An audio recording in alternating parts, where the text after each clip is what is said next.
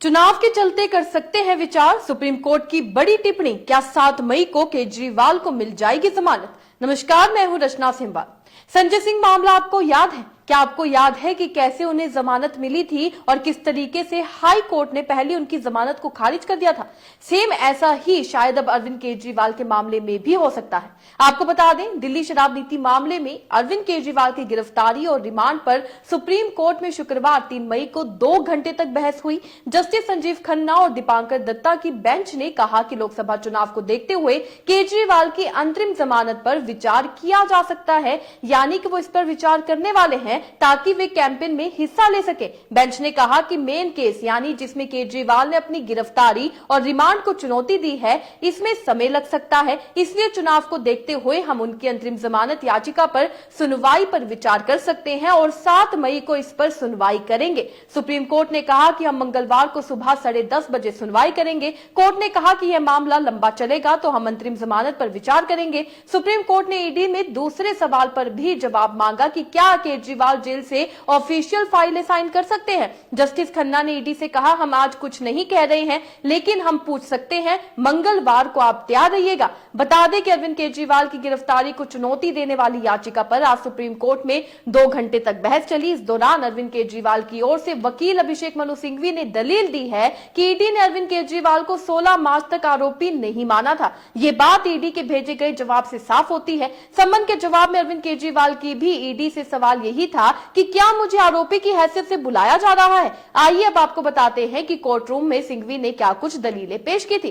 दरअसल सुनवाई के दौरान केजरीवाल के वकील अभिषेक मनु सिंघवी ने सुप्रीम कोर्ट से 12 जनवरी के ईडी के जवाब का हवाला दिया। सिंघवी ने कहा कि ईडी ने अपने जवाब में कहा था कि पीएमएलए की धारा 50 के तहत तलब किया गया व्यक्ति सम्मन के समय आरोपी नहीं होता।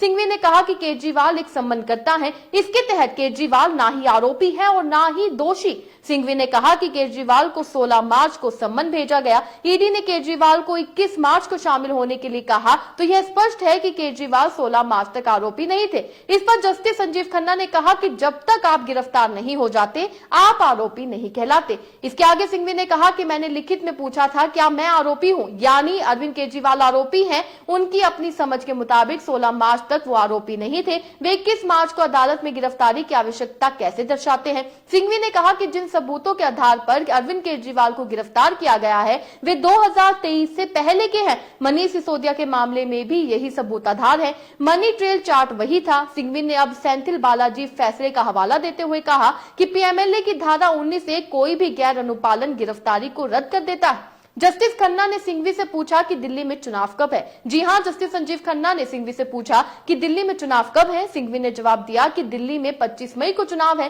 23 मई को चुनाव प्रचार खत्म हो जाएगा। जस्टिस खन्ना ने पूछा चुनाव की तारीख की घोषणा कब हुई थी। सिंघवी ने कहा कि चुनाव की घोषणा 16 मार्च को हुई थी और गिरफ्तारी 21 मार्च को हुई थी। यहाँ पर ध्यान देने की जरूरत है। जी हाँ, किस तरीके से चुनावों की घोषणा 16 मार्च को होती है, उसके बाद कुछ दिनों बाद ही सिटिंग सीएम, दिल्ली के सिटिंग सीएम अरविंद केजरीवाल को 21 मार्च को गिरफ्तार कर दिया जाता है। फिलहाल आज भी कोर्ट किसी भी निष्कर्ष तक नहीं पहुंचा है। हालांकि कोर्ट ने कहा है कि वो अरविंद केजरीवाल की जमानत पर विचार करने वाले हैं। आज अरविंद केजरीवाल की तरफ से भी अपनी दलीलें रखी गई, वहीं ईडी ने भी अपनी दलीलें रखी हैं। सुप्रीम कोर्ट ने दोनों दलीलों को सुना है और कहा है कि 7 मई को वो अपना फैसला सुनाने वाले हैं। अब सबकी नजर 7 मई की तारीख पर है। अब देखना यह होगा क्या अरविंद केजरीवाल को भी सांसद संजय सिंह की तरह जमानत मिलती है या नहीं। आपको क्या लगता है? अपने राय कमेंट में लिखकर जरूर बताइएगा। इसी तरीके से देश और दुनिया से जुड़ी हर छोटी सी बड़ी अपडेट के लिए FBN यानी फ्रंटलाइन ब्रेकिंग न्यूज के साथ बने रहिएगा। धन्यवाद।